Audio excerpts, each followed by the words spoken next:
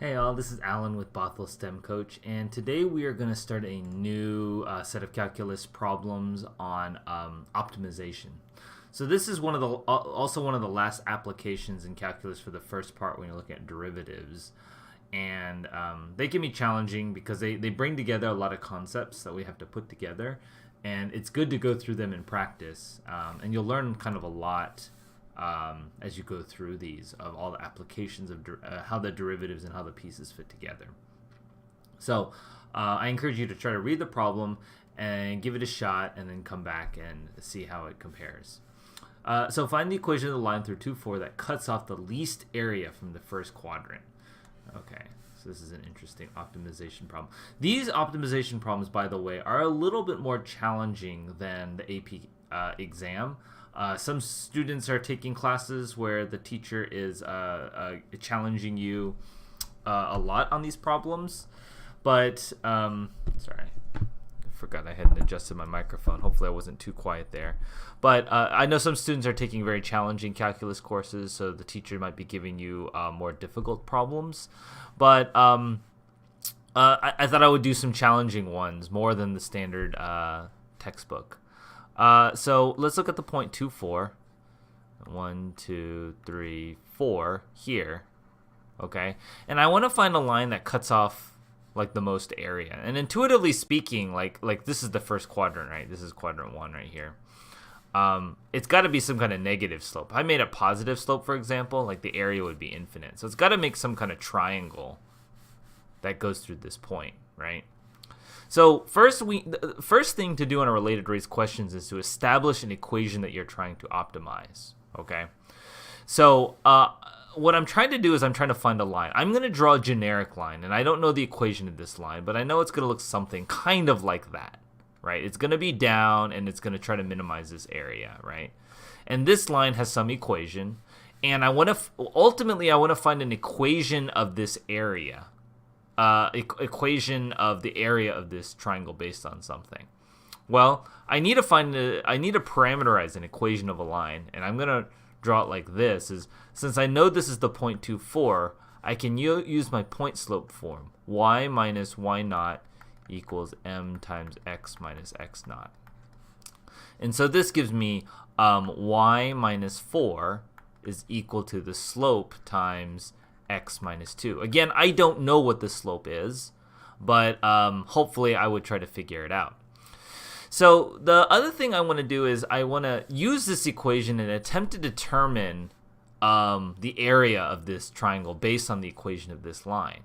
Well, what do I need? I do need the base of the triangle, and I need the height of the triangle. And if you think about it long enough, how do I find this base? It's the x-intercept here, and then this is the y-intercept. So from here, how would I find the x-intercept? Well, the x-intercept of any equation of the line is when I plug in y equals 0. So then this equation becomes negative 4 equals m x minus 2. If I'm solving for x, I get m's equal to negative 4 over x plus 2, because I divide by m. Sorry, I'm solving for x. Sorry. Divide by m, so negative 4 over m is equal to x minus 2.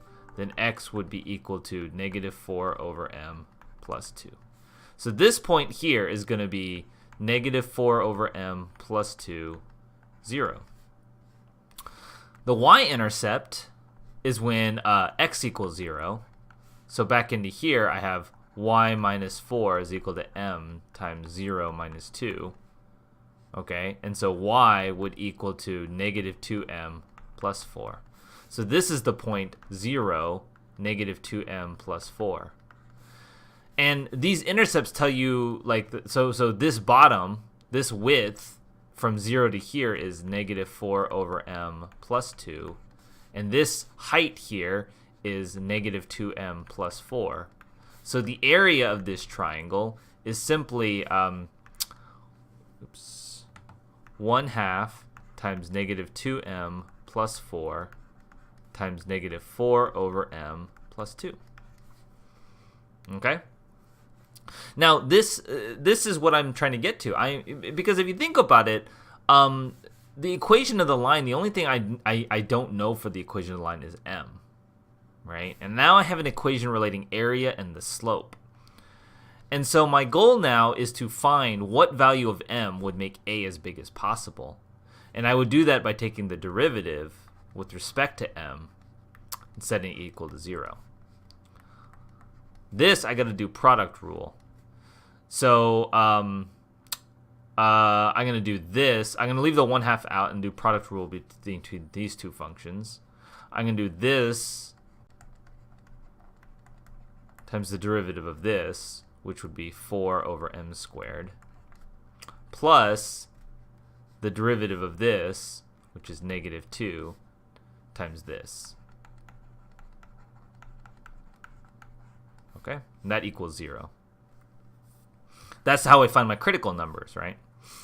So I'm going to multiply through by 2, so this part doesn't really matter, because that won't change whether or not this is 0. Really, just this part has to be 0. So I distribute this.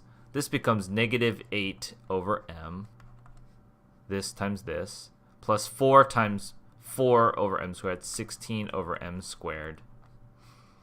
This times this is plus 8 over m, and this would be -4 is equal to 0. This part cancels because -8 over m plus 8 over m. And so I have 16 over m squared equals 4. So 16 over m squared is equal to 4. M squared is equal to 4. So m is equal to plus or minus 2. All right, 2 solutions to that. Okay, I know it's not positive 2. Because positive 2 might make this solution true, but like it's definitely not going to be a positive. So I'm going to throw out the positive slope. So I'm going to say, look at the slope -2, for example. I'm interested to know why. Oh, it's because, you see, with positive 2, I didn't constrain the area. Like, if I did positive 2, it would have minimized this area over here. Because, like, it would have created a triangle. Anyway, and I just assumed the triangle had this height, this width. So anyway, that's why the positive 2 isn't a valid solution. So I'm going to look at -2. And in general, by construction, like, it's automatic that this is a minimum. But to be thorough, and we're not totally sure, we should check to see if it is a minimum. And the way we do that is we could do a first derivative test or a second derivative test. I'll do a first derivative test. And that is simply looking at...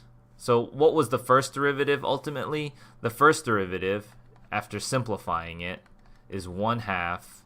When I simplified all this, I got 16 over m squared minus 4. Right? So if I look at, so right at -2, this is equal to 0. When I'm at like a number like -2, say like -10, this is smaller than -4, so I have negative. At -2, so if I have, this is x, this is a prime.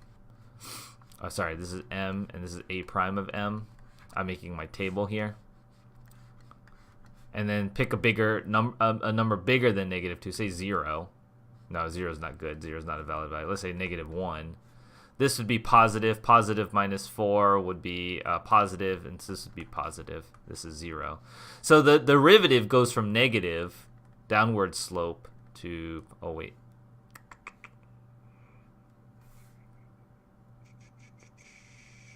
why did we get a negative to positive? That would make it a minimum. Oh yeah, minimum. I'm sorry, I don't know why I said it. It's least area. It's supposed to be a minimum. It goes from negative slopes to positive slopes, right? So that makes this a minimum. Second derivative test you could do by taking the derivative of this again. Doesn't really matter. We could do it. The second derivative would be 1/2 times, this is really 16m to the -2, so you think of it as negative 32 over m cubed.